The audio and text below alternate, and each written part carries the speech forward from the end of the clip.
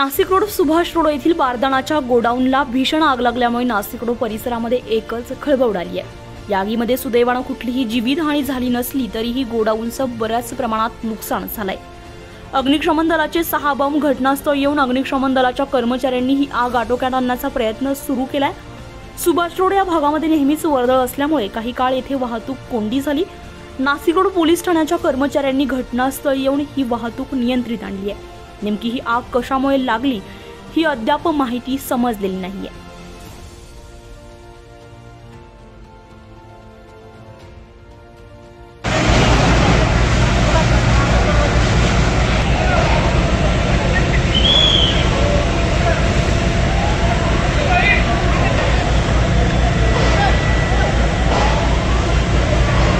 दुब्बी लग गई।